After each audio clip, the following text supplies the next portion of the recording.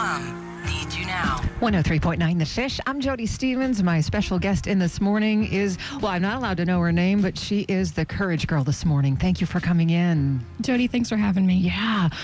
Rescued from a life of human trafficking, been redeemed thanks to, of course, God and his infinite power, and also Courage Worldwide. And Stephanie from Courage joining me too, and she's going to tell you about the big human trafficking summit. But I just want to tell you that thank you so much for coming in, for being willing to share with us. Jodie, thanks for having me. So let me ask you, this started a long time ago for you, and I know a lot of times it happens this way, that it was a family member, it was your mother that sold you. How old were you? I was 6 years old, Jodie, and that's what I thought defined my life. Now, how did you survive all those years? For all those years, I just thought I was dead inside and no one else knew. I had hope and faith in nothing. It was awful to feel that you are dead and no one else can see it and no one else cares, and you exist for your body. So you just you learned to turn it off. You learned to not feel. You went into another place. Yep. Wow. And how many years did that go on? A rough count of that is about 16 or 17 years. Oh my gosh. How did you find Courage Worldwide, and how did you find God, and what was the process of being rescued from that? I actually love the power of social media because I saw the Believe in Me video on Facebook so many years ago, and I reached out and I emailed Jenny, and thus began the process of me changing my life, because I had people who came around me and believed in me and said, you can do differently and you can be someone different. And that is what I cried out for as a very little girl, to know that somebody could believe in me enough to change.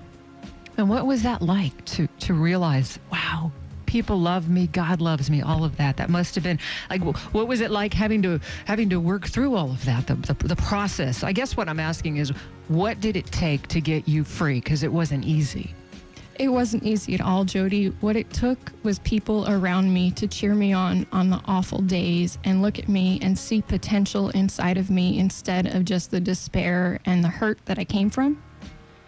They looked inside of me and they saw the destiny I was supposed to have a long, long time ago. Wow. And that it wasn't what I thought I was created for. And it's just been a powerful time to have people who would call me family and never give up. And now I get to pass that on to others. That is awesome. So that's what you want to do, is pass it on.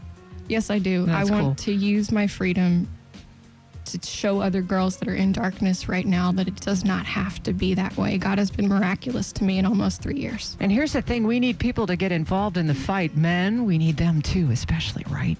Absolutely. Good men are what changed my recovery process, because I suddenly had people who looked at me like I was valuable and precious and a gem. Awesome. And it humbled me. Awesome. So we want to make sure that, thank you so much for sharing. And you know, one of the bravest things in the world that we were talking about is that you came and shared. You also worked through your pain to find that freedom. That's cool. And you know, God says that he knew you before you were born. He knew you before you were in your mother's womb, and that you were wonderfully made. And he also says, I will restore the years the locusts ate. Isn't that cool? That's what I believe. Isn't that and that's cool? what I'm living out. All right. So thank you, Courage Girl, sharing your story. CourageWorldwide.org.